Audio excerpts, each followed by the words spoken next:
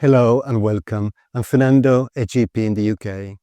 Today, we're doing a review of the NICE guideline on CKD, or NG203, focusing on what is relevant in primary care only. Given how extensive the guidance is, in this episode, I will just focus on investigations, monitoring, referral recommendations, and blood pressure management in CKD.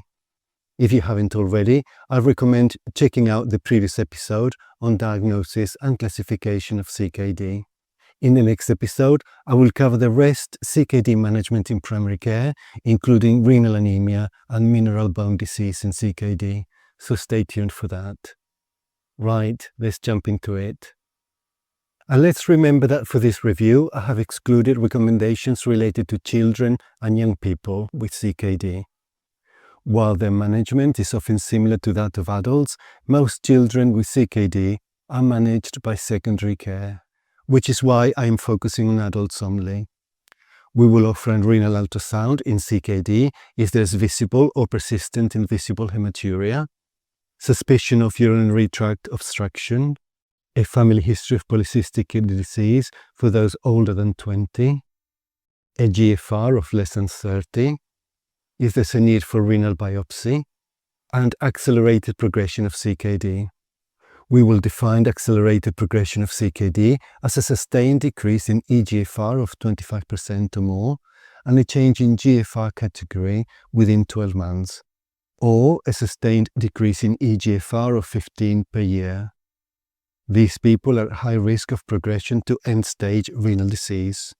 If we're worried and we want to identify the rate of progression of CKD, we will obtain a minimum of 3 eGFRs over no fewer than 90 days.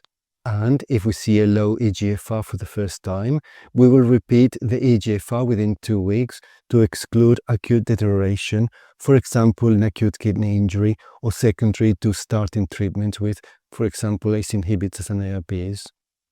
Although CKD is not progressive in many people, we should monitor CKD regularly, and the frequency will depend on the stage.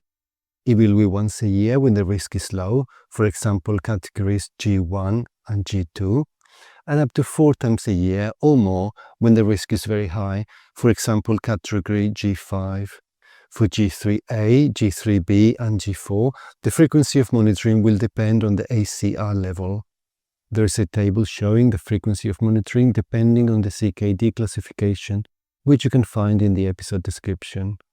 Monitoring should be tailored according to the underlying cause, the rate of decline in eGFR or increase in ACR, other risk factors including heart failure, diabetes, and hypertension, changes to the treatment such as ACE inhibitors, ARBs, non-steroidal anti-inflammatory drugs and diuretics, and intercurrent illness, for example, acute kidney injury.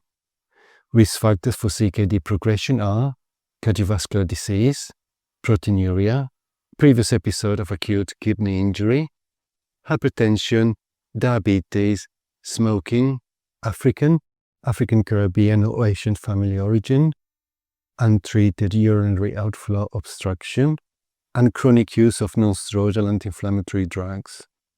And let's remember that in CKD, the chronic use of non-steroidal anti-inflammatory drugs may be associated with progression, and acute use is associated with a reversible decrease in eGFR, so we should exercise caution when prescribing them.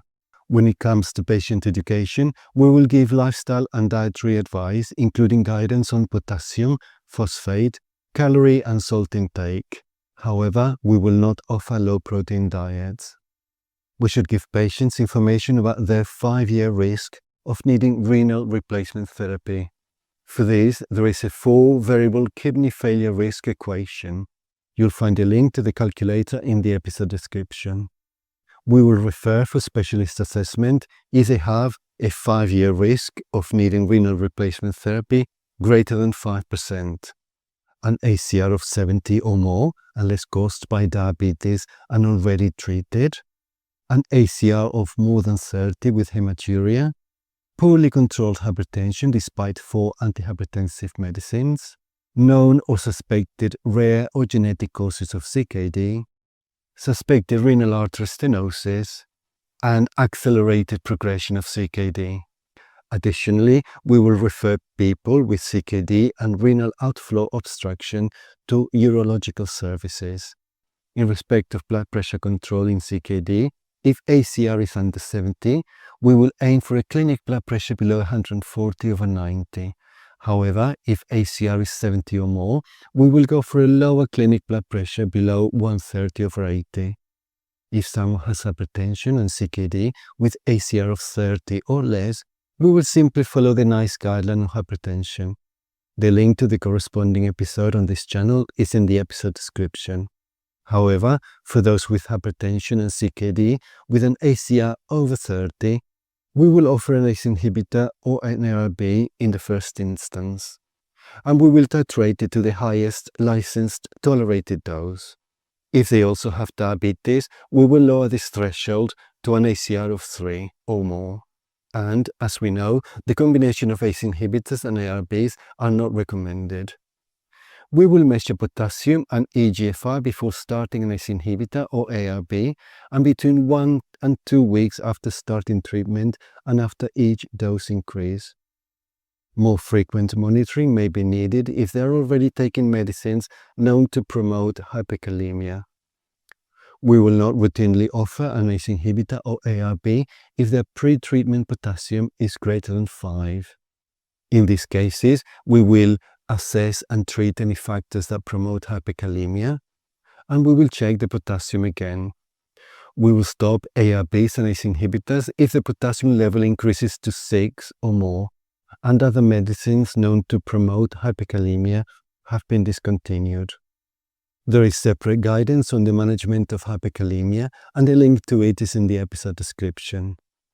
Because their mode of action, ARBs and ACE inhibitors can reduce the eGFR and increase their creatinine levels. However, after starting or increasing the dose, we will not modify the dose if either the eGFR drop is less than 25% or the serum creatinine increase is less than 30%. In these cases, we will repeat the test 1 to 2 weeks later, and we will not change anything if the decrease in eGFR remains less than 25% or the increase in creatinine remains less than 30%. Why this advice? Let's remember a bit of anatomy. The glomerulus receives its blood supply from an afferent arteriole, and unlike most capillary beds, the glomerular capillaries exit into efferent arterioles rather than venules. Let's also remind ourselves that ACE inhibitors prevent the conversion of angiotensin I to angiotensin II, and ARBs block the effect of angiotensin II. This results in relative vasodilation, which preferentially reduces postglomerular resistance. Consequently, this will lower intraglomerular pressure, which will reduce the glomerular filtration rate and cause a subsequent rise in creatinine. So, as stated before, an increase in creatinine of up to 30% and a decrease of eGFR of up to 25% are acceptable, and in the absence of renovascular disease, creatinine levels will frequently return to baseline or below if blood pressure is lowered, even despite the continued use of an ACE inhibitor or ARB. However, if the eGFR decrease is 25% or more, or the increase in creatinine is 30% or more, we will investigate other causes such as volume depletion or concurrent medication, for example, non-steroidal anti-inflammatory drugs. And if no other cause is found, we will stop the ACE inhibitor or ARB, or reduce the dose to a previously tolerated lower dose, adding an alternative antihypertensive medication if needed. So that is it, a review of monitoring, referral recommendations, and blood pressure management in CKD. We have come to the end of this episode. Remember that this is not medical advice, but only my summary and my interpretation of the guidelines. You must always use your clinical judgment. Thank you for watching, and goodbye.